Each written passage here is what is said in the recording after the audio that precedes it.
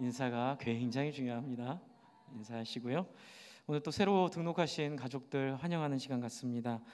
우리 이명숙 성도님 혹시 어디 계시나요? 네, 잠깐 일어나 주시겠어요? 이명숙 성도님이십니다. 반갑습니다. 환영합니다. 네, 자리에 앉아주시면 감사하겠습니다. 또 우리 이송희 성도님 어디 계시나요? 네, 잠시 일어나 주시면 환영합니다. 반갑습니다. 네, 감사합니다.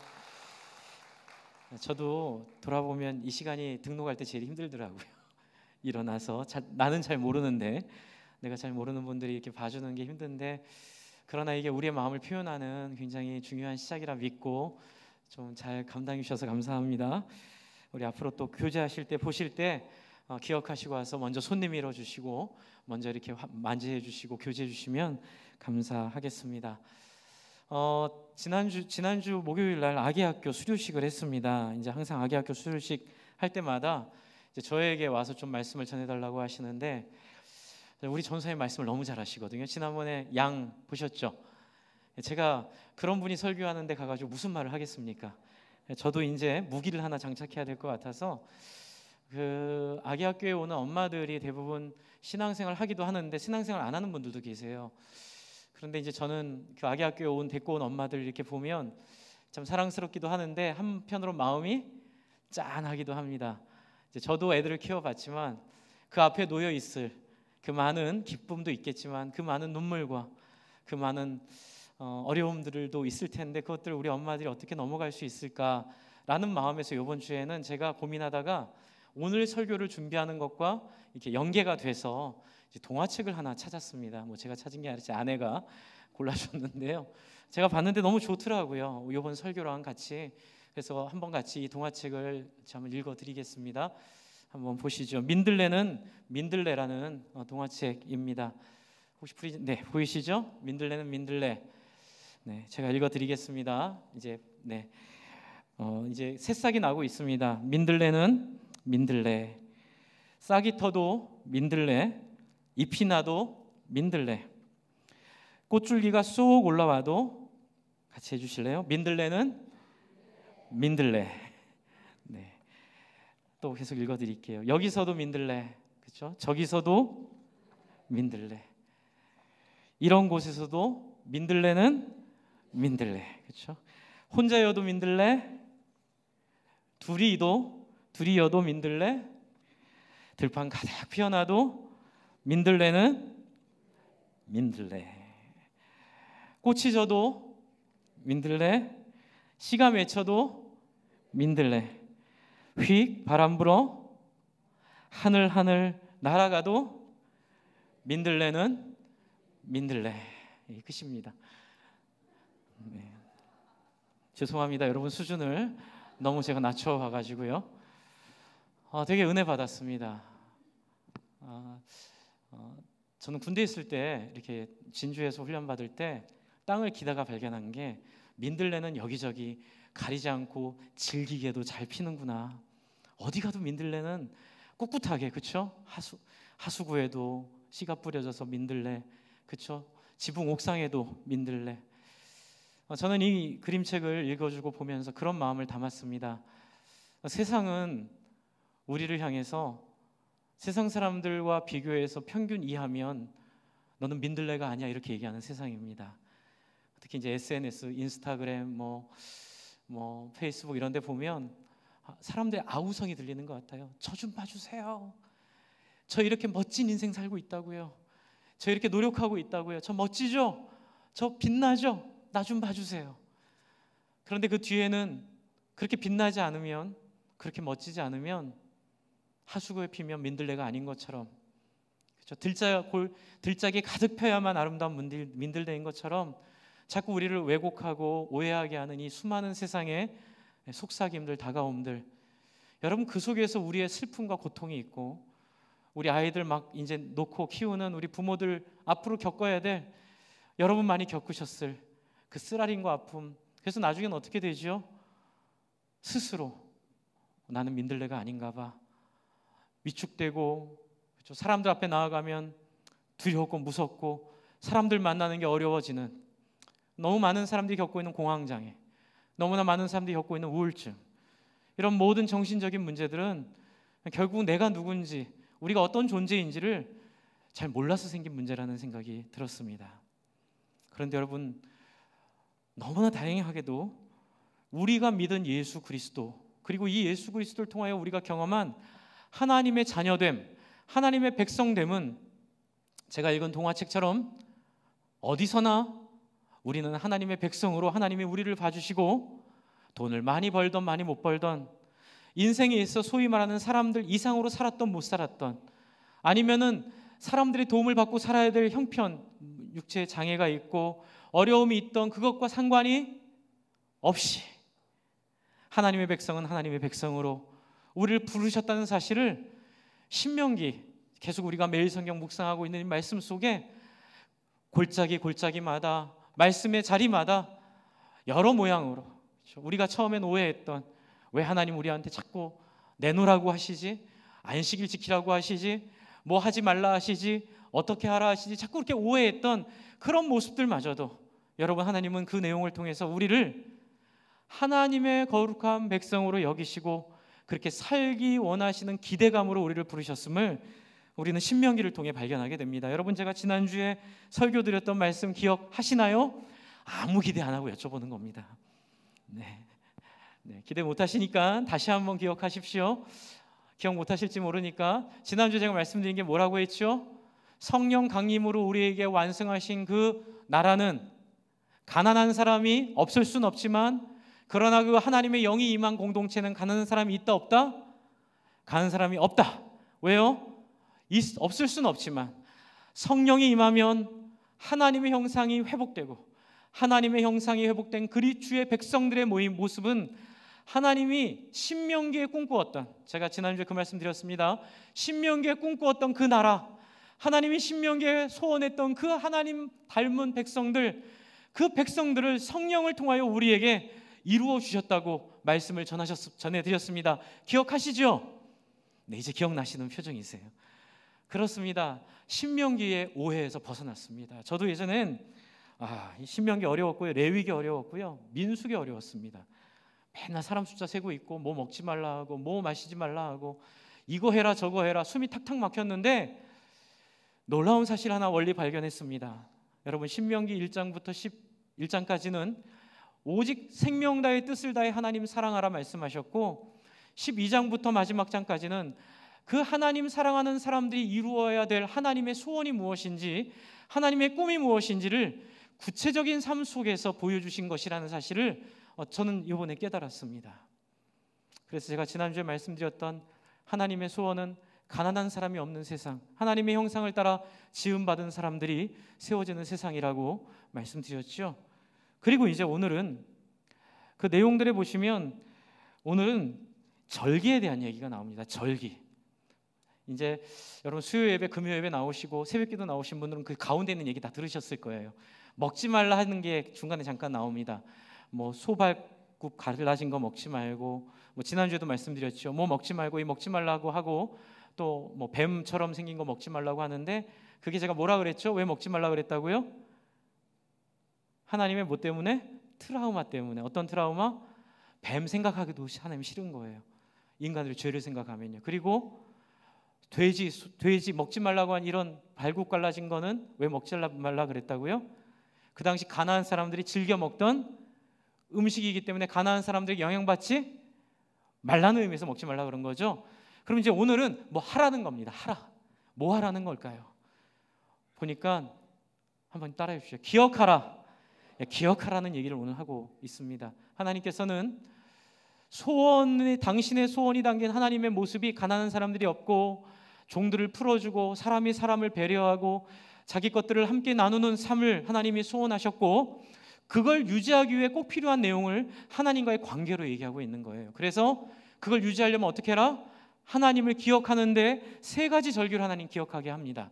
여러분, 오늘 읽은 말씀 보시면 신명기 16장 1절부터 있는 세 절기가 어떤 절기입니까? 이거 외우셔도 됩니다. 유월절, 칠칠절, 장막절인데요. 다른 말로 또 표현하면 무교절, 유월절 무교절이라고 얘기하고요. 7월 7절을 오순절이라고 얘기하고요. 장막절을 초막절이라고 얘기하기도 합니다. 이 내용들이 다 포함되어 있습니다. 이거 외우셔도 됩니다. 유월절, 무교절, 또 칠칠절, 오순절, 장막절, 초막절, 이 세 가지 절기를 하나님이 지키라고 주셨어요. 사람들이 오해합니다. 목사님, 신앙생활하기 어렵네요. 그래서 또 어떤 분들은 이렇게 오해합니다. 구약의 율법은 폐해졌으니까 여러분 신경 안 쓰셔도 됩니다. 구약 무시하고 그냥 여러분 편한 대로, 하나님 우리에게 자유를 주셨으니 여러분 자유롭게 신앙생활 합니다. 삑 틀린 얘기입니다. 그건 성경에 대해 매우 무지하고 하나님의 풍성함들을 매우 인간의 방종으로 잘못 인도하는 잘못된 얘기입니다. 여러분, 사실 이 세절기는 예수 믿는 우리에게도 매우 중요합니다. 율법적으로 지키지 않더라도 이 의미는 우리가 어떤 사람인지를 알게 하고 어떻게 살아야 될지를 보여줍니다. 첫 번째, 유월절입니다. 과거입니다. 이 세절기는 과거, 현재, 미래를 의미합니다. 유월절은 과거인데요, 여러분 여기 보면 유월절이 어떤 절기라고 얘기하죠? 16장 보십시오. 신명기 16장 3절 같이 읽어볼까요? 16장 3절 시작. 유교병을 그것과 함께 먹지 말고 이래 동안은 무교병 곧 고난의 떡을 그것과 함께 먹으라. 왜요? 이는 내가 애굽 땅에서 급히 나왔음이니 이같이 행하여 내 평생에 항상 내굽의 땅에서 나온 나를 기억할 것이니라. 이게 무슨 얘기일까요? 여러분 잘 모르시는 분들은 출애굽기를 열심히 읽어보시든지, 좀 어려운 분들은 이집트 왕자라고요. 옛날에 디즈니에서 나왔던, 맞죠? 디즈니 맞죠? 디즈니에서 나왔던 그 영화가 있습니다. 꼭 한번 보시면 이해가 되실 텐데요. 여러분, 이스라엘 백성들은 아브라함을 통해서 부른 아브라함의 후손들입니다.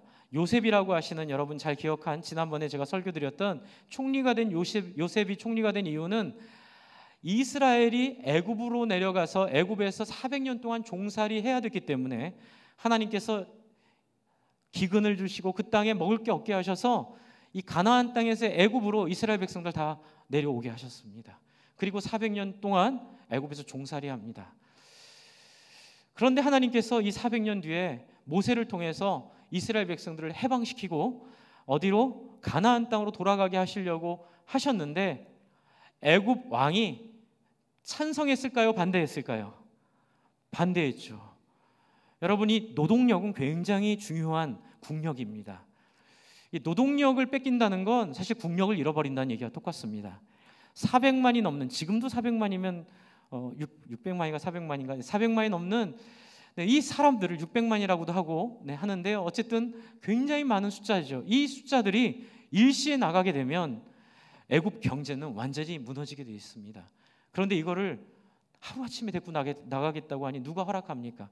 그래서 10재앙을 주십니다. 9째 재앙까지는 피개, 이파, 그렇죠? 피, 개구리, 이파리 뭐 등등 해서 전무후무했던 그 재앙을 경험함으로써 애굽 왕이 하나님에게 순종하지 않으면 안 될 수밖에 없는 상황을 하나님 만드시는데, 유감스럽게도 9번째까지 애굽 왕은 마음을 열지 않습니다. 저는 믿는데요, 만약에 애굽 왕이 하나님께 순종했으면 적어도 나가서 빈 자리를 하나님의 섭리로 애굽이 망하지는 않게 하나님 하지 않았을까?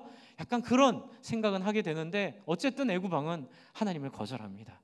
그래서 하나님이 10번째 재앙이 뭡니까? 첫 번째 난 모든 너희의 열매와 자식들이 이 날 저녁에 죽게 될 것이다. 그러나 누구든지 내 말을 듣고 어린 양을 잡아 그 피를 문설주에 바르면, 이거는 유대인이든 다른 나라 백성들인 구별이 없습니다. 대부분 유대인이었죠. 그러나 이 얘기를 듣고라도 다른 나라 백성이라도 듣고 칠하면 그 집은 내가 어떻게 한다? 패스 오버, 유월한다. 이게 이제 유월절입니다. 그래서 이거는 어떤 의미가 있죠? 그 사람이 자격이 있던 없던, 어떻게 하면 하나님 말씀을 존중하고 순종하면 하나님이 그 사람의 생명을 구원해 주겠다는 얘기입니다. 우리의 공로 없어도, 우리의 죄가 많아도 오직 어린 양의 피를 통하여 우리를 구원하시는 예수 그리스도의 십자가의 정신과 일치하는 내용인데, 소름 끼치게 놀라운 사실은 예수님 언제 십자가에 달리신 줄 아십니까? 유월절 마지막 식사 이후에. 그리고 여러분, 유월절 날 예수님은 죽음 가운데서 유월절을 보내시고, 유월절 안식일이 지나고 첫날, 그렇죠? 어떤 일이 벌어지죠? 예수님 부활하십니다. 이건 우연의 일치가 아니라 하나님이 필연적으로 이미 이 구약 초반부터 약속하고 작정하신 하나님의 구원의 방법이에요. 그래서 이스라엘 백성들을 대표로 유월절을 통해 구원하셨을 뿐만 아니라 여러분, 이스라엘 백성들이 얼마나 행복했습니까? 하나님을 찬양하며 광야로 나가는데 하나님이 어디로 인도하시죠? 홍해 바다 앞으로 인도하십니다. 근데 뒤에는 애굽왕이 뒤늦은 후회를 통해 결코 보낼 수 없다, 우리 장자들 죽어도 결코 보낼 수 없다, 다시 철병거를 몰고 쫓아옵니다. 누가 그러더라고요. 지금의 미군보다 더 무서운 군대였을 거라고요. 압도적인 군사력을 가지고 쫓아오는 그들 앞에 풍전등화, 유대인들은 학살을 당하게 생겼습니다. 유대인들이 얘기하죠. 모세야, 애굽에 무덤이 없어서 우리를 여기까지 끌고 왔냐? 그때 모세가 얘기합니다. 오늘날 너희를 위하여 일하시는 하나님의 살아계심을 보아라. 그리고 어떻게 하죠? 바닷물에 지팡이를 대자 홍해가 갈라지고, 홍해를 무사히 건너고 뒤에 쫓아오는 애국 군대가 중간에 왔을 때 홍해물이 덮임으로 말미암아 그들을, 원수들을 다시는 볼 수 없는 완벽한 하나님의 구원이 유월절의 상징입니다. 이건 과거의 구원을 기억하라는 이스라엘을 향한 하나님의 선물입니다. 그래서 유월절을 통해 이스라엘 백성들은 과거에 우리가 어떤 존재들이었고 어떻게 구원받았는지를 기억하게 됩니다. 그리고 두 번째 절기입니다. 두 번째 절기는 뭐라 그랬죠? 77절 가로 열고 오순절. 77절과 오순절은 같은 얘기입니다. 77은 7일짜리 한 주간이 7주간이라는 의미로 77이 뭐예요? 49가 지난 첫째 날이 50일째 되죠. 그래서 오순절, 그렇게 얘기를 하는 겁니다. 여러분, 하나님께서는 77절 오순절을 지키라고 명령하십니다. 이제 그 신명기에서 사람들에게 귀찮게 하려고 하는 게 아니라 그랬죠. 왜 77절 오순절을 지키라고 하셨을까요? 옛날에 어떤 분들은 목사님, 7은 하나님이 좋아하는 숫자니까, 7은 완전 숫자예요, 이렇게 오해를 하시더라고요. 물론 그런 의미도 있겠지만 이 내용에서의 77절 오순절의 의미는 그냥 숫자가 좋아서 그렇게 지키라고 한 게 아닙니다. 그게 뭐냐면요, 이스라엘의 농사와 관련이 있습니다. 이스라엘은 하나님의 은혜로 애굽에서 탈출해서 어디로 들어가죠? 지금요? 가나안으로 들어갑니다. 우리로 치면 천국을 의미합니다. 근데 가나안 들어가기 전에 이스라엘 백성이 부탁하는 내용이 바로 이 오순절입니다. 가나안에 들어가면 유월절이 지난 다음 날부터 초실절이라고 해서 딱 뭐 하냐면 보리 추수를 시작합니다. 그리고 7주간 동안 보리로 시작돼서 보리를 한 2주 정도 추수하고요, 보리를 추수한 땅에 밀을 심는다고 하더라고요. 제가 정확히는 학자들마다 의견이 분분한데 제가 학자들의 의견을 쭉 정리해서 보니까 대략 이런 내용입니다. 한 주든 2주든 보리 추수가 끝나면 그 땅에 밀을 넣는데, 밀을 거의 한 6주 동안 5주 동안 기르면 마지막 49일째가 밀 추수가 완성되는 주간입니다. 여러분, 보리와 밀은 이스라엘 백성들이 가장 중요하게 여기는 식량입니다. 그래서 여러분, 어떤 의미가 있을까요? 49일 동안 오늘 우리와 하나님이 함께 하신다는 증거가 49일째 수확의 성공, 수확의 완전함. 그래서 수확하게 되면 뭐가 된 거죠? 하나님이 우리와 함께 하셨구나라는 고백이 됩니다. 또 그 이유는 애굽의 특징은 나일 삼각주라고 아시죠? 비가 오면 삼각주로 다 모이기 때문에 애굽에 있을 때는 비가 중요하지 않았대요. 그런데 하나님 해필 주겠다는 가나안 땅은 한국 지형과 비슷합니다. 서쪽은 산지고요, 동쪽은 산지고 서쪽으로 가면서 평지가 있습니다. 그래서 비만 오면 다 빗물은 바다로 쓸려갑니다. 그런데 비옥합니다. 조건이 있습니다. 비가 와야 됩니다. 그래서 가나안 땅 사람들은 비를 구하는 마음으로 바알신을 섬기고 아세라상을 섬겼습니다. 하나님이 얘기하시는 거죠. 너희의 하나님은 너에게 비를 내려주시는 하나님이니 어떡하라? 너희가 아세라나 바알을 섬기지 않고 하나님에게 마음을 두고 기도하면 내가 49일 이 온전한 추수를 이루게 해줄 것이라는 약속이 이 77절 오순절에 있습니다. 주 안에 사랑하는 성도 여러분, 이것은 현재 이야기입니다. 예수님을 믿은 여러분, 여러분의 삶 속에 하나님의 열매를 맺히고 못 맺히는 건 누구에게 달려 있습니까? 하나님이 비를 내려주시면 우리 삶의 열매가 맺힐 줄 믿습니다. 우리의 노력으로 사는 거 아닙니다. 우리의 애씀으로 사는 거 아닙니다. 그런데도 많은 분들이 좌절하는 자리가, 하나님, 목사님, 우리는 본질상 죄인이라서 우리는 매일 잘못하고 살아요. 예전에 어떤 목사님께서 그런 얘기 웃으면서 하시더라고요. 은퇴하신 목사님인데 이제 장로님들 기도하실 때마다 이제 초년병 시절에 목사 초년병 시절에 이제 그런 경험이 있답니다. 장로님들 나오셔서 매주 한 주도 빠지지 않고 52주 동안 하나님 지난주에도 52주 동안 계속 반복되는 거예요.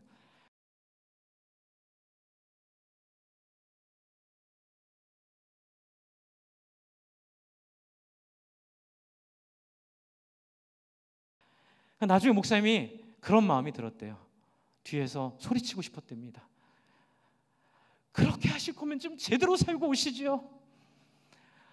아예 포기하는, 제대로 살 것을 포기해버리고 아예 손을 놔버리고 우리의 노력이 아니니까 하나님의 은혜니까 캐세라세라 난 모릅니다 하나님 그래도 저 구원받지 이런 태도로 사는 것이 아니다라는 거죠. 그게 뭡니까? 오순절입니다. 여러분은 열심히 씨를 뿌려야 됩니다. 열심히 농사 지십시오. 그런데 거기에 하나님이 하실 일은 우리가 하나님의 백성이기에 하나님이 하실 줄 믿습니다. 그래서 성령이 언제 오셨죠? 오순절에 오십니다. 예수는 6월절에 돌아가셨고 성령은 오순절에 오십니다. 여러분, 예수님 믿으면 여러분이 완전하게 살 수 없습니다. 그러나 성령이 이른 비 늦은 비처럼 우리 가운데 오셔서 우리의 노력이 아니더라도 우리의 애씀이 아니더라도 우리를 하나님이 소원하시는 신명기에 나와 있는 하나님의 소원을 따라 가난한 자를 얻게 하고 다른 사람과 함께 더불어 나누게 하며 다른 사람의 마음에 형편을 만질 줄 아는 전혀 새로운 존재를 우리를 성령께서 만들게 하실 줄을 믿으시기 바랍니다. 이게 오순절입니다. 이제 뭐가 남았습니까? 초막절, 장막절이 남았습니다. 장막절은 과일 추수 시기입니다. 그러니까는 밀추수, 보리추수 끝나고 과일 추수입니다. 여러분, 과일이 의미하는 건 무엇입니까? 과일은 없어도 되지만 우리의 삶을 더욱 어떻게 하는 거죠? 풍성하고 건강하게 만드는 겁니다. 여러분, 과일 추수를 마치는 그날 이스라엘은 모든 추수를 마칩니다. 그리고 이제 수고했다. 네 수고가 족하니 이제 그 수고를 누려라 라고 하면서 축제를 벌입니다. 축제를 벌이되 장막을 열어서 옛날에 하나님이 이스라엘 베풀었던 그 장막을 기억하며 텐트를 치고 하나님이 우리에게 주신 이 가나안은 가나안이 끝이 아니라 언젠가 하나님이 완전히 이룰 영원한 하나님 나라를 우리를 통해 샘플링, 우리를 통해 경험하게 하신다는 사실을 기억하게 하는 그런 절기의 성격이 있습니다. 또한 장막의 성격은 안식의 성격이 있습니다. 어떤 안식? 하나님이 천지 만물을 만드시고 일곱째 날에 뭐 하셨죠? 안식하시고, 그렇죠? 보기 좋았더라. 안식하셨던 그 하나님의 안식의 의미, 어떤 의미인가요? 수고와 노력과 애씀 다 마무리하고 예수 그리스도로 펼쳐진 그 하나님의 구원의 역사 속에 성령의 은혜로 이 세상에서의 투쟁을 마치는 그날 하나님 나라 이 땅에 오실 때에 하나님이 우리와 함께 안식할 날을 기대하게 하는 그 장막의 의미가 이 안에 있을 줄 믿으시기 바랍니다. 웃자고 하는 얘기입니다. 너무 심각하게 들으시면 곤란합니다. 예수님 6월절에 돌아가셨습니다. 그렇죠? 오순절에 성령님 오셨죠? 예수 재림은 혹시 장막절에 오시지 않을까요? 웃자고 하는 얘기입니다. 너무 심각하게 저한테 이렇게 얘기 생각하시면 안 됩니다. 저는 그럴 수도 있다고 생각합니다. 안 그럴 수도 있겠죠. 이번엔 네가 틀렸지 메롱 하나님 이렇게 하실 수도 있겠지만 중요한 것은 이 완벽한 세 가지 과거와 현재와 미래의 장면을 가지고 이스라엘에게 하나님 말씀하고 싶은 얘기가 뭘까요? 이 핵심이 뭘까요? 여러분 또 뒤에 나오는 제가 금요일날 설교 드렸는데요. 이 세 절기 이후에 재판과 관련된 예배, 정결함, 우상 숭배에 대한 얘기, 또 왕에 대한 얘기, 제사장에 대한 얘기, 왜 이 얘기하고 있는 걸까요? 따라해 주십시오. 너희는 내 백성이다. 이게 하나님의 이 신명기에 담겨있는 하나님의 전제예요. 너희는 세상 사람과 다른 내 백성이다. 목사님 저는 한 게 없고 그냥 그 600만 명 중에 한 명이었는데요. 또는 저는 한 게 없고 그냥 예수 믿었을 뿐인데요. 맞아요. 바로 그거예요. 하나님은 우리가 한 게 없어도 그냥 우리가 있는 그 자리에서 우리가 만난 예수님 믿었는데 하나님 우리를 어떻게 삼으셨죠? 하나님의 백성으로 삼아 주셨다는 사실입니다. 그래서 여러분이 세 가지가 어디서부터 기원했는지를 잠깐 설명드리겠습니다.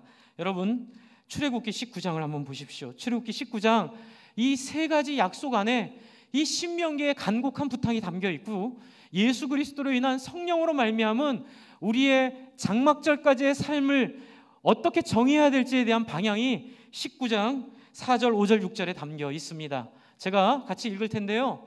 여러분 제가 세 가지를 말씀드리려고 합니다. 우리의 신분이 어떤 신분인지, 민들레는 민들레야 라고 했을 때 그 민들레가 보여주는 본질이 뭔지, 세 가지가 무엇인지 여러분 읽으면서 동그라미 한번 쳐보십시오.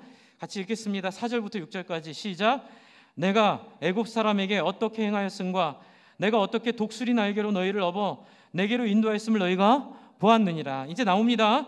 5절 시작. 세계가 다 내게 속하였나니 너희가 내 말을 잘 듣고 내 언약을 지키면 너희는 모든 민족 중에서 내 소유가 되겠고 너희가 내게 대하여 제사장 나라가 되며 거룩한 백성이 되리라. 너는 이 말을 이스라엘 자손에게 전하라. 이렇게 얘기를 하시죠. 여러분 제가 말씀드렸죠. 유월절은 이스라엘만의 유월절이 아니라 우리 믿는 예수 믿는 사람들의 유월절이기도 하다고요. 여러분 제가 이렇게 목회를 하다 보니까 많은 분들이 오해하고 있고 많은 분들이 착각하고 계시는 게 예수 믿는 게 마치 옛날에 절에 가서 비는 부처님한테 빌고 선앙당에 비는 그 정도의 종교라고 착각을 하시더라고요. 그냥 예수 믿으면 뭐 천국 가고 예수 믿으면 극락 가고 예수 믿으면 좀 선한 삶을 산다는 정도로 좀 잘못 생각하고 계십니다. 그러나 여러분 예수 믿는 건 그 정도의 이야기가 아닙니다. 오늘 제가 읽어드린 이 이야기 4절부터 6절까지에 있는 여러분 4절 애굽 사람에게 어떻게 행하였은가 내가 너 어떻게 독수리 날개로 너희를 업어 내게로 인도하였음을 너희가 보았느니라. 이걸 제가 다른 말로 바꿀게요. 너희가 십자가를 보았느니라. 어떻게 내 아들 예수를 이 땅에 보내요 너희를 위하여 십자가에 죽게 했는지를 너희가 보았느니라. 그러므로 하나님 요구하는 건 뭐죠? 5절입니다. 세계가 다 내게 속하였나니 너희가 내 말을 잘 듣고 내 언약을 지키면 나를 믿으면 이제 그 다음이 중요하죠. 세 가지 중에 첫 번째가 나옵니다. 뭡니까? 한번 찾아보세요. 내 소유입니다. 네, 첫 번째는 내 소유가 된다는 의미입니다. 여러분 소유는 뭘까요? 소유는요. 이게 번역이 재미없습니다. 원래는 썩울라, 세굴라 뭐 아카데미 일부에서 썩울라 그랬더니 우리 열심히 공부하시는 목사님 오셔서 목사님 세굴라일 수도 있어요. 그래서 알았다. 세굴라 또는 썩울라. 여러분 제가 왜 이렇게 센 발음으로 일부러 말씀을 드릴까요? 여러분 그 썩울라라는 뜻은 보배라는 의미입니다. 그런데 보배가 그냥 뭐 이런 보배 이런 게 아니고요. 워원은 그 당시 고대 근동 지역에서 왕과 왕비가 너무 그걸 존귀하게 여겨서 자기 은밀한 서랍 안에 숨겨놓고 시간 날 때 자기들만 이렇게 보고 좋아하고 혹시 다른 사람이 보면 도둑당할까 봐 이렇게 숨겨놓는 그런 보배로서의 의미가 썩울라에 있습니다. 잘 안 하다 하실까 봐 제가 제 경험에서 한번 말씀을 비유를 갖고 왔는데요. 저는 옛날에 가족 사진 갖고 다니면서 좋아하는 이렇게 선배들이 사실 이해는 잘 안 됐습니다. 저렇게 좋을까? 뭐가 이렇게 저렇게 좋지? 맨날 볼 텐데. 그런데 제가 아이를 낳아서 키우니까 정말 애들이 이쁘잖아요. 죄송합니다. 이쁘더라고요. 저도 애들이 이쁘더라고요. 티는 안 냅니다. 그래서 이제 아내가 뭐 이렇게 잘한 짓, 이쁜 짓 하면 이제 핸드폰으로 보내거나 하면은 사람들이 근데 티를 안 냅니다. 왜요? 이렇게 좀 너무 좀 그리 보일까 봐. 그런데 당일실에 혼자 들어가서 시죽시죽하면서 봅니다. 아유 좋다. 한 번만 보나요? 10번도 보고 100번도 보고 여러분 보고 또 봐도 그렇게 이쁜 거예요. 그래서 제가 요즘 그 마음이 내 마음의 보물이구나. 아이들은 여러분 하나님이 우리를 그런 존재로 삼으신 거예요. 하나님 생각만 해도 좋은 존재인 거예요. 하나님 너무 생각만 해도 특별한 존재인 거예요. 그럴 사람들이 아닌데 그럴 존재가 아닌데 하나님이 우리를 먼저 찾아오셔서 그런 존재로 우리를 부르셨다는 것이요. 저는 예배가 이 내용을 통해 살기를 바랍니다. 여러분 많은 분들이 예배를 그냥 매주 드리는 종교 행위로 생각을 하시게 되면 번갈아 빠지게 되시고 열심히 안 나오게 되시는데 좀 송구스럽고 외람되지만 부탁을 드리겠습니다.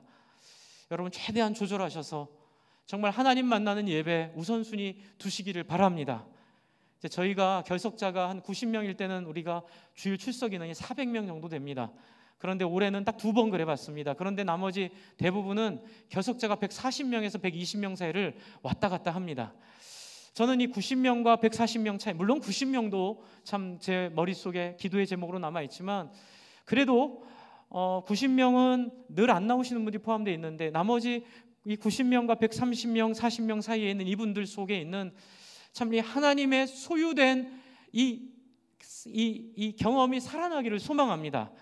여러분 제가 뭐 이렇게 말씀드리면 이렇게 프로그램 좋아하는 프로그램 중에 뭐 자주는 안 보는데 백종원 씨가 하는 골목 식당이라는 거 이제 가끔 보는데요. 그게 참 재밌더라고요. 근데 이제 다른 게 아니라 사람들이 음식점을 하는 사람 백종원 씨가 도와주니까 얼마나 영광스러워요. 그렇죠? 너무 좋아합니다. 근데 다 관심이 어디 있냐면 인증샷 찍고 싶어 하는 거예요. 그래서 백종원 씨는 뭐냐면 내가 중요한 게 아니라 당신이 이걸 열심히 나한테 도움을 받아서 만들어서 진짜 맛있는 음식으로 장사하라고 얘기하는데 사람들은 자꾸 백종원 씨를 이렇게 정말 좋아하니까 같이 인증샷 찍고 같이 이렇게 만나길 기대하고 좀 도와주려고 그러면 제가 거기서 제가 좀 도와드릴게요 그러는데 싫어요라고 말하는 사람 별로 못 봤어요. 여러분 음식기에 있어서 그렇게 실력이 있다는 분을 사람들이 그렇게 좋아하고 만나기 원하는데 여러분 하나님이 우리를 썩을라 하나님 우리를 보배 삼아 주셨다는데 여러분 이 엄청난 경험이 우리의 예배를 통해 살아나기를 원합니다. 예배 빠지지 마십시다. 이제 왜 굳이 여기까지 와야 되는지는 마지막에 말씀드리겠습니다. 네, 이제 두 번째입니다. 너희가 내게 대하여 무엇이 된다 그러죠? 제사장 나라가 된다 그러는데요. 여러분 아까 전에 제가 말씀을 전해드리기 전에 읽었던 베드로 전서에 보면 이게 다르게 좀 표현이 돼 있어요. 여러분 베드로전서 2장을 아까 지금 말씀 시작하기 전에 읽었던 베드로전서 2장 9절부터 9절을 한번 같이 읽어보겠습니다. 베드로전서 2장 9절을 같이 읽겠습니다. 시작. 그러나 너희는 택하신 족속이요 뭐요? 왕 같은 제사장들이요 거룩한 나라요 그의 소유가 된 백성이니. 여기서 이제 끊겠습니다. 베드로전서에 뭐라고 되어 있죠? 왕 같은 뭐라고요? 제사장이라 그랬죠. 그럼 뭐가 맞을까요? 제사장 나라가 맞을까요? 왕 같은 제사장이 맞을까요? 네, 엄밀하게 말씀드리면 두 개 다 맞는데요. 좀 정리를 해드리겠습니다. 정확한 의미는 성경 전체를 통해서 여러 가지 신학자들이 고민하고 정리한 정리는 그래야 요한계시록까지가 이어지거든요. 6절은 이렇게 보충하시면 됩니다. 제사장과 나라 이러시면 됩니다. 제사장 나라가 아니라 제사장과 나라입니다. 제사장과 왕입니다. 왕 같은 제사장입니다. 그래서 분리가 되는 거예요. 제사장 나라가 하나가 아니라 이 안엔 두 가지 의미가 있습니다. 먼저는 여러분이 하나님의 제사장인 줄 믿으십니까? 예. 여러분 아까 말씀드린 하나님의 서굴라인 것처럼 여러분은 하나님과 특별한 교제 가운데 나온 사람들입니다. 그래서 하나님은 제사장만 옛날에는 만나 주셨지요. 제사장만 하나님 만날 수 있었습니다. 그것도 1년에 딱 대제사장 한 번 나아갈 때에 죄가 있으면 죽임당했던 그 어렵고 험한 자리에 하나님이 우리를 아무나 누구나 다 예수 믿기만 하면 다 제사장처럼 하나님을 한 라인을 통해 늘 부를 수 있는 특권을 여러분에게 주셨습니다. 감사하죠? 예, 여러분은 그런 자들입니다. 근데 왜 주셨냐는 거예요. 하나님이 왜 여러분을 하나님과 특별한 존재로 만들어 주셨냐는 거예요. 그것은 요한계시록 1장 6절로 가겠습니다. 요한계시록으로 가시려면요 맨 뒷칸에 타셔야 됩니다. 열차 맨 뒷칸에 399쪽 신약성경 399쪽 6절을 보십시오. 같이 읽어보시겠습니다. 399쪽 요한계시록 1장 6절입니다. 같이 읽습니다. 시작. 그의 아버지 하나님을 위하여 우리를 나라와 제사장으로 삼으신 그에게 영광과 능력이 세세토록 있기를 원하노라. 네, 우리를 나라와 제사장으로 삼으셨다 그러잖아요. 그런데 이 기능이 있어요. 목적은 제사장으로서 나라를 삼으셨는데 기능은 요한계시록 20장 6절에 있습니다. 빨간 줄로 쳐보세요. 20장 6절 또 가보세요. 20장 6절입니다. 같이 읽어볼까요? 시작. 이 첫째 부활에 참여하는 자들은 뭐가 있어요? 복이 있고 거룩하도다. 왜요? 둘째 사망이 그들을 다스리는 권세가 없고 도리어 그들이 무엇이요? 하나님과 그리스도의 첫 번째 제사장이 되었죠. 그리고 1000년 동안 그리스도와 더불어 무엇하라고요? 왕노릇하라고요. 여기에 기능이 100% 살아나고 있습니다. 여러분, 출애굽기 19장에 하나님이 세우신 목적이 요한계시록 20장 6절에 기능으로 살아나고 있는 거예요. 여러분, 우리에게 남아있는 장막절, 이 목적에 하나님의 소원이 어디 있습니까? 여러분을 왕으로 이 세상에 보내셨고, 여러분을 하나님의 나라에 샘플로 보내셨고, 여러분에게 주신 하나님의 놀라운 사명을 여러분에게 부어주셨음을 말씀하고 있습니다. 첫 번째는 이 땅에서의 삶이고, 두 번째는 하나님의 나라가 이 땅에 임할 때 여러분, 저는 믿습니다. 온 우주 공간을 하나님이 새하늘과 새 땅으로 채우실 것입니다. 전무후무한 이전에 있었던 사람들 다 부활해서 이 온 우주 공간에 살게 될 것입니다. 그때 하나님이 예수 그리스도로 왕된 사람들을 이 온 우주의 통치자로 함께 통치하고 함께 다스리는 놀라운 자들로 만드시게 될 줄 믿습니다. 그게 뭘까요? 여러분, 우리가 성령을 통하여 거룩하게 되는 성화의 단계입니다. 성화의 단계를 통하여 우리는 어떤 사람이 되는 걸까요? 네, 왕이 되는 것입니다. 여러분은 그러므로 이 땅에서 살아가는 삶 속에서 열심히 이 과정을 밟아가시기를 부탁을 드리겠습니다. 또한 여러분이 속해 있는 가정과 직장과 모든 영역 안에 여러분은 말단 직원이라 하더라도 여러분의 진짜 신분은 하나님이 파송하여 보낸 뭐라고요? 왕이라고요. 그렇죠? 하나님 예수 닮은 왕은 오해하시면 안 됩니다. 이 세상에 저런 통치자들이 아니고요. 예수 닮은 왕입니다. 섬김의 왕입니다. 위로의 왕입니다. 사랑의 왕입니다. 그러니까 예수 닮은 인생으로 여러분 나가서 왕으로서 하나님의 제사장으로서 하나님의 소식을 사람들에게 전해줄 사명이 여러분에게 있음을 믿으시기 바랍니다. 그러니 어떻게 해야 되죠? 제자 훈련 받으셔야죠. 그러니 여러분 열심히 말씀 읽으셔야죠. 그러니 주일날 맨날 나와서 똑같이 죄를 졌으니 용서해달라는 기도보다는 조금씩 나아지는 기도로 하나님 그래도 좀 승리했는데 아직도 부족합니다. 하나님 주님 위해서 한번 살고 싶습니다. 한번 사는 인생 속히 간 텐데 오직 주를 위한 일만이 영원한 줄 믿고 그렇게 힘있게 이 세상에서 살아가는 능력이 이 안에서 나타나게 될 줄 믿습니다. 여러분은 왕이십니다. 여러분은 하나님과 교제하는 제사장이십니다. 그리고 마지막에 뭘까요? 출애굽기 19장 6절을 보십시오. 제사장 나라가 되며 마지막에요 뭐라고요? 거룩한 백성이 되리라. 거룩한 백성이 되리라고 말하고 있습니다. 여러분 거룩한 사람들입니다. 흠잡을 데 없는 사람들입니다. 여러분 거짓이 없고 온전하고 진실한 사람들입니다. 그런 사람들로 하나님이 여러분을 만들겠다고 약속하셨습니다. 장막절이 오면 우리는 그런 거룩한 완성을 보게 될 줄 믿습니다. 그러므로 중독에 빠지지 마십시오. 담배가 죄는 아닙니다. 술이 죄는 아닙니다. 게임이 죄는 아닙니다. 여러분 스포츠가 죄는 아닙니다. 여러분의 취향이 죄는 아닙니다. 그러나 1년에 2-3개 이상 이쁜 백을 사지 못하면 불안해지고 힘들어지거나 여러분 3-4년에 한 번씩 최신형 자동차로 바꾸지 않으면 인생의 재미가 없어지거나 또는 담배를 피긴 피는데 정말로 사람들 배려해서 사람들과 교제해야 되는데 담배 한 대 피고 와야 되기 때문에 그걸 끊고 나가야 된다면 여러분 담배는 여러분에게 죄가 됩니다. 술도 마찬가지입니다. 모든 우리 속에 있는 하나님 원하실 때 끊을 수 없는 모든 중독으로부터 여러분 해방되시기를 바랍니다. 이것이 거룩한 백성이라는 것입니다. 종되지 않는 삶입니다. 돈에 노예되지 않는 삶입니다. 돈에 임박히지 않는 삶입니다. 성공에 취하지 않는 삶입니다. 제가 우리 아이들 아기학교 이렇게 축복해주면서 간절한 소원 그거 있었습니다. 영통에서 아이들 키울 때 제발 영통 엄마들 아이들 유치원 보낼 때 우리 아이는 영어 ABCD를 다 외웠어. 이러면 예수 믿는 아무리 예수 3대 4대의 신앙이 있는 엄마들라도요 아무 생각 없어지고 그 자리에서 마음이 무너져 버립니다. 딴 생각 안 듭니다. 세상 사람들 교육하듯이 똑같이 100만 원 200만 원 줘가면서 그 알파벳 외우게 하려고 돈 쓰고 여러분 그 돈 있으면 주변에 대학 학비 없어 대학 못 가는 아이들 학비 되어주시기를 바랍니다. 여러분, 그게 중요한 거 아닙니다.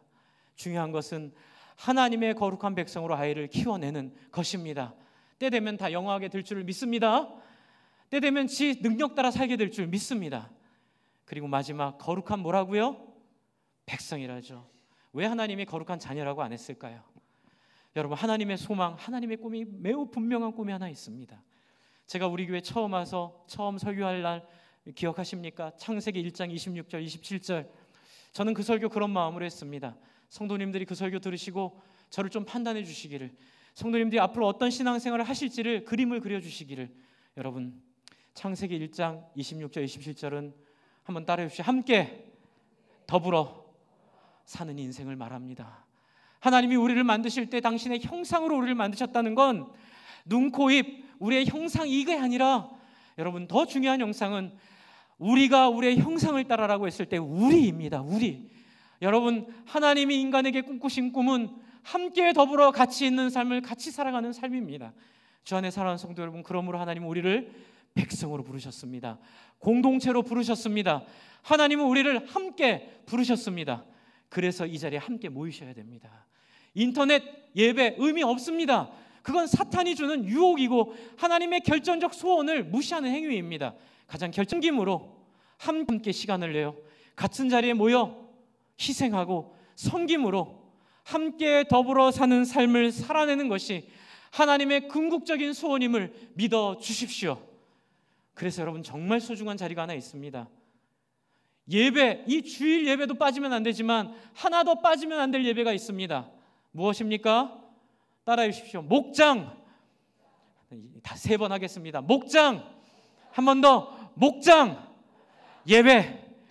여러분, 이건 취향이 아닙니다. 우리 목사님 취향이 목장 아니에요. 그런 거였으면 이렇게 강조하지도 않습니다. 저는 여러분에게 저를 보내신 목적이 여러분이 한치도 어긋남이 없는 하나님의 백성으로 온전케 세워지는 것, 그것이 하나의 목적이에요.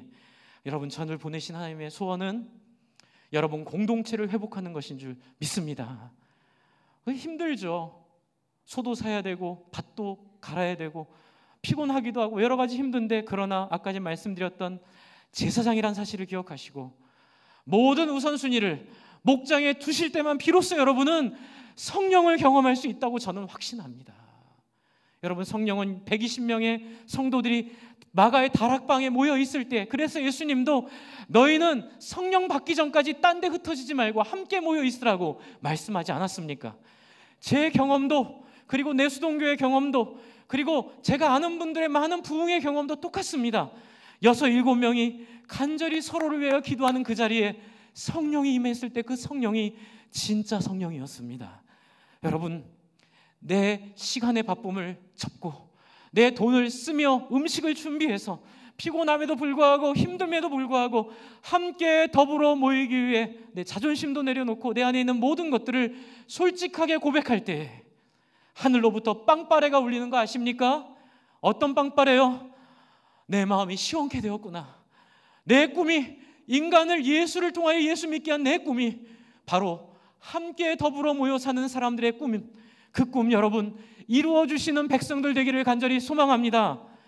여러분, 그래서 직장에서 여러분 가는 곳곳에서 우리 선교지에서 무엇을 전파해야 될까요? 우리 선교지에 돈만 보내면 되나요? 그건 안 됩니다. 선교지에 공동체 교회를 전파하기를 소망합니다. 어떻게 살아야 될지에 대한 삶의 태도와 자세와 삶의 사명을 전파하기를 소원합니다. 주 안에 사랑하는 성도 여러분, 우리의 삶과 우리의 성공과 실패는 여러분이 목장으로 여러분의 인생을 정의할 수 있느냐 없느냐에 있습니다. 공동체로 여러분이 한 4-5 가정 모이는 공동체 안에서 마음에 안 들고 힘들고 어려워도 어떻게 해요? 믿음을 가지고, 믿음이 뭐예요? 이 새 절기를 지키는 것처럼 이 시대의 믿음은 절기를 지키는 건 아니지만 여러분, 절기에는 정신을 여러분의 삶의 모든 우선순위로 지켜주실 때에, 정신을 지켜주실 때에 여러분 그토록 바랬던 성령의 경험을, 성령의 부으심을 여러분 체험하게 되실 줄을 믿습니다. 제가 지난주에 참 감사했던 건, 오늘 건축위원회가 잘 결정을 내려주시겠지만 우리 1층에 영화부 도서관 카페 이제 설계하시는 분이 이렇게 설계하시는 걸 프레젠테이션 발표하시면서 죄송합니다만 이제 그런 칭찬을 해주시더라고요. 되게 격려를 받았습니다. 1000교회 넘게 디자인을 해봤는데 교회의 목표, 방향, 꿈이 저희가 이제 같이 있는 삶, 같이 사는 삶, 더불어 함께라고 드렸거든요. 그런 교회 디자인 목표를 주신 교회는 저희 교회밖에 없다 하더라고요. 그래서 내가 이제 제가 이제 죄송하긴 한데 되게 감사했습니다. 왜냐하면 좀 칭찬받는 느낌도 있었고, 또 하나는 우리가 그걸 너무 강조하지 못했구나라는 가슴도 좀 아픔이 있었습니다. 주 안에 사랑하는 성도 여러분, 저는 이게 맞다고 믿습니다. 여러분도 그렇게 함께 거룩한 백성으로 함께 더불어 같이 사는 삶으로 함께 살아주지 않으시겠습니까? 여러분, 목장 모임 1년만 해보십시오. 거기 와서 같이 기도하십시오. 성령이 무엇인지 경험하게 될 줄 믿습니다. 이것은 아무리 탁월한 예수님이 오셔서 설교하셔도 여러분 경험하지 않으면 여러분이 성령의 경험을 할 수 없는 하나님 우리에게 주신 삶의 목표이기 때문에 그렇습니다. 우리 마지막으로 베드로서에 있는 내용 같이 읽고 말씀을 마치겠습니다. 그러므로 여러분, 우리는 서로에게 이렇게 고백해야 될 줄 믿습니다. 2장 9절입니다. 2장 9절을 서로에게 축복하며 말하고 마치겠습니다. 같이 읽겠습니다. 시작. 너희는 택하신 족속이요 왕같은 제사장들이요 거룩한 나라요 그의 소유가 된 백성이니 이는 너희를 어두운 데서 불러내어 그의 기이한 빛에 들어가게 하신 이의 아름다운 덕을 선포하게 하려 하심이라. 여러분, 민들레는 민들레인 것처럼 여러분은 어떤 경험을 하던 병이 들어나 병이 들지 않으나 나이를 먹었으나 안 먹었으나 여러분은 하나님의 백성입니다. 우리 하나님 백성답게 살아갑시다. 우리 같이 기도할까요? 하나님, 저를 이렇게 세 가지 하나님의 이 보배로, 또 하나님 제사장과 나라로, 또 하나님 우리를 부르신 거룩한 백성으로 불러주셨는데 거기에 좀 합당한 사람으로 저희를 살도록 하나님 성령으로 인도해 주셔서 오순절 역사가 장막절에 이르기까지 우리 가운데서 이루어지도록 도와달라고 함께 기도하고 우리 같이 또 이런 성금송하겠습니다. 같이 기도하겠습니다. 하나님 아버지, 하나님 저희가 함께 하나님 나아갑니다. 하나님의 얼굴과 하나님의 은혜를 구하는 그런 자리와 역사 가운데 하나님 엎드리기를 소망합니다. 하나님의 소망이 우리의 소망 되기를 간절히 기도합니다. 하나님의 은혜가 우리 가운데 있기를 간절히 소망합니다. 하나님, 우리 가운데 하나님 역사해 주시고 말씀하여 주시고 하나님 뜻 가운데 나아가 기도하고 엎드릴 수 있도록 하나님 우리와 함께 해주시길 간절히 소망합니다. 하나님 아버지, 우리 안에 있는 모든 아버지 중독과 모든 자리에서 우리가 함께 일어나게 해주시고 우리가 함께 하나님 살아나게 해주시고 하나님의 소망과 하나님의 은혜 가운데 나아가 기도하고 엎드릴 수 있도록 하나님 인도해 주시기를 하나님 간절히 소망합니다. 하나님, 사람을 깊이 받아내고 깊이 사랑하는 것, 그것이 하나님 공동체를 이루는 하나님의 소망인 줄 믿습니다. 하나님을 섬기고 하나님과 함께 교제하는 것, 그것이 하나님의 소원이고 꿈인 줄 믿습니다. 하나님 아버지의 성령을 통하여 우리에게 주신 사명은 이 영광스러운 나라를 이 땅에서 아버지 실현해내고 하나님 나라의 완전한 왕으로 준비되는 것인데